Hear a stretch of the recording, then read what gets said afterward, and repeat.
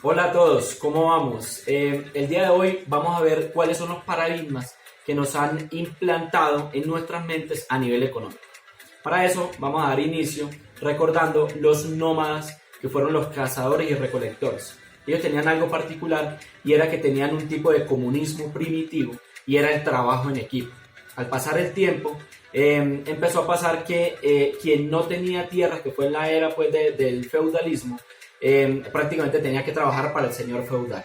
¿Qué empezó a pasar? Que estas personas fueron esclavos.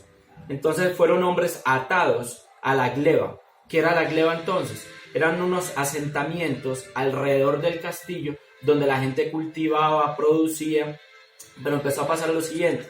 Ante esa aglomeración de personas empezaron a haber enfermedades, pestes, hambruna por el tema del clima. Entonces, ¿qué empezó a pasar? Como el rey no le garantizaba nada, no le hicieron caso al rey.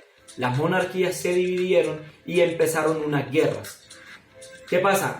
Para tener mucho más fuerza, estas monarquías empezaron a expandirse por el mundo y conocen el nuevo mundo. Ante estas expansiones por mar, por tierra, conocen todo lo que es lo que hoy conocemos como el capitalismo. Empiezan a nacer ahí. ¿Qué toma mucha fuerza? La Revolución Francesa. De ahí se despierta lo que hoy conocemos como el libre comercio, los conglomerados económicos, los monopolios, los oligopolios, el tema de la acumulación de riqueza. Pero resulta que este capitalismo ha tenido varias corrientes, de acuerdo a ciertos filósofos. Nace la primera corriente entonces económica que se llamó el mercantilismo. El mercantilismo, ¿qué es lo que hacen? Le entregan el poder al Estado y el Estado, que ahí es donde nace la política de Estado, la política económica, y ellos se encargan de garantizar fuertemente todo el tema de la producción y el consumo. ¿Qué más tenían ellos de particular? Que acumulaban su riqueza en metales. ¿Qué más tenían? Que el gobierno lo que hacía era que garantizaba toda la provisión de esas materias primas. Pasamos a otra corriente de pensamiento que fue los fisiócratas. Los fisiócratas, ¿qué es lo que le dieron? La importancia que tenía era que lo que gobernaba era el agro. Le dieron toda la importancia al agro. Entonces decía que la única fuente de producción que de verdad, de hecho ahí sale el concepto de producto neto, es el tema de la agricultura. Entonces, ¿qué pasa? Toda la fuerza que le dan es que a un trabajo en el agro. Hay dos tipos de trabajo entonces y le llaman el trabajo productivo y el trabajo estéril. De ahí nos damos cuenta de cómo empieza la exigencia en este capitalismo a exigirle al ser humano. Ya el ser humano empieza a perder como la importancia de lo que es un ser humano y empieza a exigírsele todo el tema de la productividad. ¿Qué empieza a pasar? Si recordamos un poquito, en el feudalismo, el que era esclavo le pagaban con comida y techo. Pero en este caso del capitalismo es lo que hoy conocemos en el pago como salario. Entonces ya por el salario te toca ser productivo sí o sí. Pasamos entonces a la otra escuela económica que se llamó la escuela clásica. Esta escuela clásica nace bajo un concepto francés que se conoce como el laissez-faire, diciéndolo así literal, que es deje hacer, deje pasar. Entre menos gobierno, mejor. Vamos a empezar entonces a creer en un nuevo concepto que se llama la mano invisible. Esta mano invisible es lo que conocemos como la ley de la oferta y la demanda, el libre mercado. Ante ese libre mercado, ¿qué empieza a pasar? Empiezan las grandes competencias, empieza a surgir quién da más, que lo más importante es optimizar los recursos, sacar el máximo beneficio. De ahí donde nace el concepto de la propiedad privada. El capital está en función de la producción. Empieza como ese individualismo buscando ese interés personal. Lo más importante es el interés personal, empezar a sacar lo máximo de mí, pero para yo poder surtir a los míos, a mi familia, y el resto no me importa mucho. De ahí entonces, ¿qué empieza a pasar? Todo lo que son el valor de los productos se basan en los costos, es decir, en este caso de la oferta. ¿Qué empieza a pasar? Existe un tipo que se llamó Karl Marx, un alemán, y crea la escuela marxista. Esta escuela marxista nace como crítica al capitalismo. crítica a la propiedad privada, crítica a las clases sociales que ya se habían creado, todo el tema de los estratos económicos. Entonces, ¿qué pasa? Ellos dicen, un capitalista no existe si no hay un trabajador. Un capitalista no existe si no hay alguien que esté produciendo. Pero ¿qué empezaba a pasar? El trabajador empezó a crear mucho valor en esa búsqueda, ¿cierto?, de industrial, de producir, de ganar, y genera algo, un concepto en economía que se llama la plusvalía. Pero esa plusvalía, ese plusvalor, ese valor superior, solo se quedaban los empresarios y no se lo entregaban a los empleados. Eso genera unas revoluciones, y esta filosofía de Marx nacen son como unos ensayos socialistas para derrocar todo el capitalismo.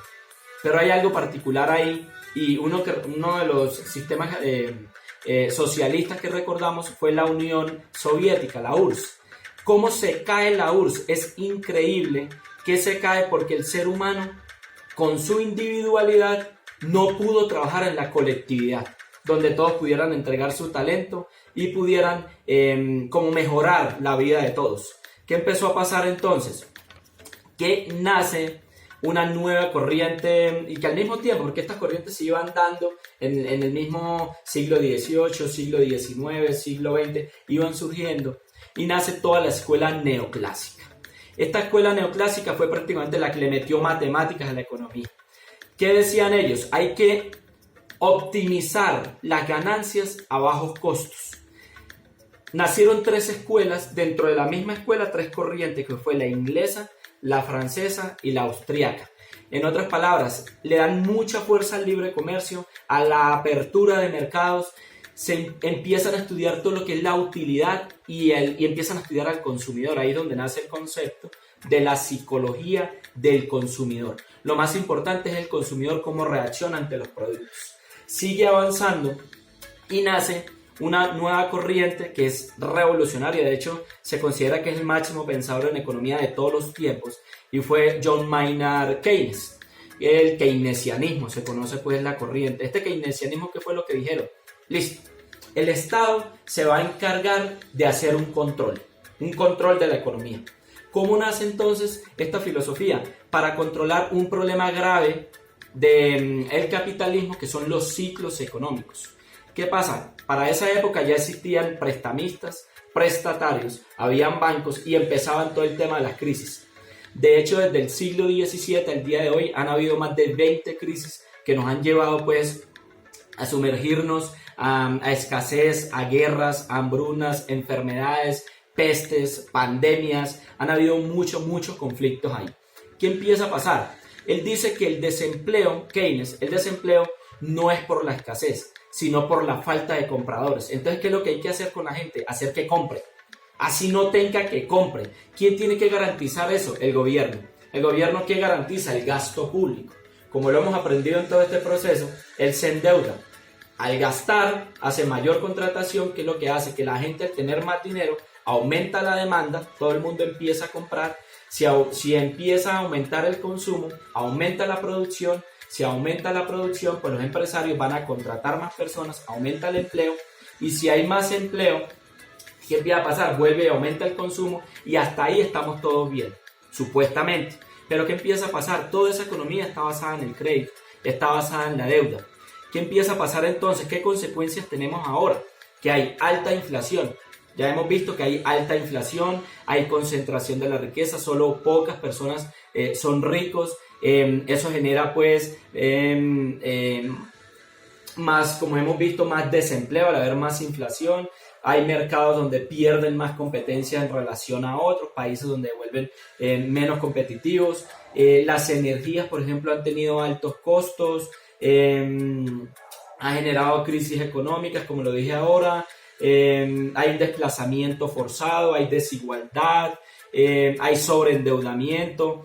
¿Qué pasa? Cuando se impulsa este consumo desmedido, por ejemplo, hay contaminación del medio ambiente, pero mucho, y lo hemos visto hasta ahora, que la tierra ya no da para más. Según la ONU, se considera que para el año 2050 vamos a ver 9.000 millones de habitantes. Eso quiere decir que al ritmo que vamos no hay tierra que responda, no hay mar que responda, no hay medio ambiente en general que responda, ni productos como tal. ¿Qué pasa? Esta corriente keynesiana, si bien es cierto, habla de la abundancia, habla que no hay recursos escasos, como toda la economía ha hablado de la escasez, habla de que no hay escasez, que no hay desempleo por nada, porque sí, sino porque hay falta gente que consuma.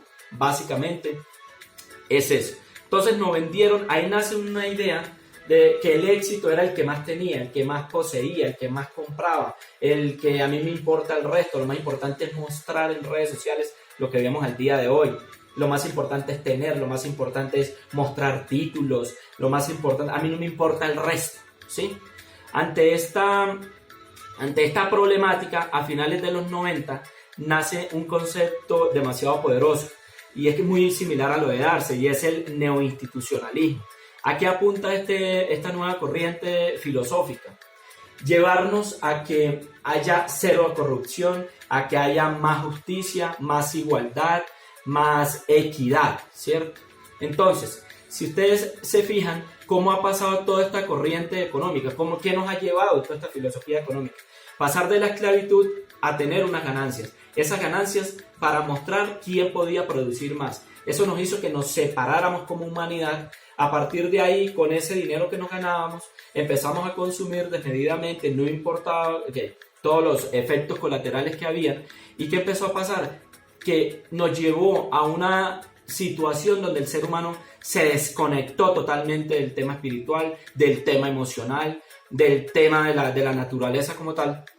Y hoy vivimos una sociedad de estrés, una sociedad de enfermedad, una sociedad de falta de sentido. Y ahí nace una nueva corriente filosófica, llamémosla económica, que es Darcy.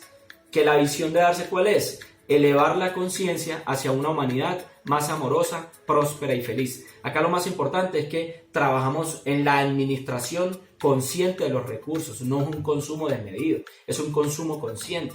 Aprendemos a cuidar nuestro cuerpo, aprendemos a alimentarnos, aprendemos a cuidarnos. Y hay algo demasiado poderoso, y es que todos somos importantes acá, porque cada talento que tenemos, ese capital humano lo puedes poner al servicio de otros, y ahí va generando un valor, y ya no nos quedamos únicamente como lo que me corresponde a mí y a mi círculo cercano, sino que de verdad vamos a tumbar esta filosofía o estos ensayos socialistas que se hicieron hace años. No socialismo desde el punto de vista que me regalen todo, que me den todo, no. A lo que nos referimos es a un trabajo en equipo, a un trabajo donde lo más importante es la colectividad. A partir de ahí, entonces, de haber explicado cuáles son los paradigmas de separación, de por qué la productividad es importante, pero la productividad consciente, la productividad puesta al servicio de otros, no la productividad a nivel personal e individual, ¿sí? Ahí lo más importante es entender que el dinero tiene una función demasiado importante en la economía, pero no es para el gasto desmedido, sino para crear valor en la economía. Por ejemplo, los empleados ya nos dimos cuenta que durante todo este proceso capitalista lo más importante es la productividad, lo más importante son los indicadores de producción, los indicadores de gestión. El ser humano pasa a otro plano y Darcy nace para rescatar esta problemática. Entonces, para entrar en contexto del tema que estamos tratando hoy acerca del presupuesto, acerca de aprender a administrar el dinero, tenemos unas preguntas y se las voy a decir puntualmente. La primera pregunta es: ¿cómo toda esta filosofía, esta información ha influido en que hoy tengamos más dinero o menos dinero, que tengamos una calidad de vida como la tenemos hoy? Si es alta, si es baja, si nos toca muchas veces sobreendeudarnos para vivir. Esa es la primera pregunta. Cada uno le hace la pregunta: ¿cómo ha influido toda esta información en nosotros? La segunda pregunta: ¿cómo esta información ha afectado tu talento y tu productividad al servicio de los otros? ¿Hasta qué punto nos han condicionado? ¿Hasta qué punto nos han separado, nos han individualizado? Y cada uno pensando en cada uno, cómo se ha olvidado del otro. Entonces, ¿cómo ha afectado eso para que hoy podamos construir en sociedad?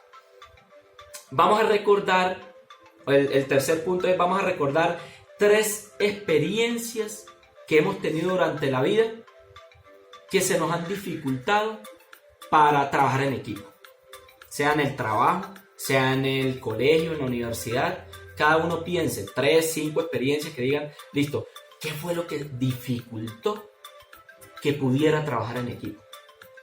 ¿Cuál fue ese problema que yo no me podía conectar con el otro? ¿Qué era lo que pasaba? O sea, ¿qué cultura tenemos? Esa es otra pregunta ahí dentro de esa pregunta.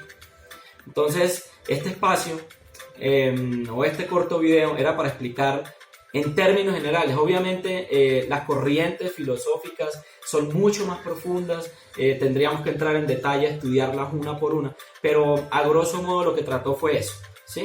Como hay dos corrientes en general, una es el tema del marxismo, que era de cómo respetar al empleado, volver nuevamente a integrar valor al empleado, y la otra es el capitalismo, por lo general un capitalismo salvaje. ¿A qué le estamos apuntando? A un capitalismo que sea totalmente colaborativo, a una economía colaborativa, porque no hay planeta que soporte si seguimos el ritmo del consumismo que llevamos el día de hoy. Un saludo para todos, que estén muy bien.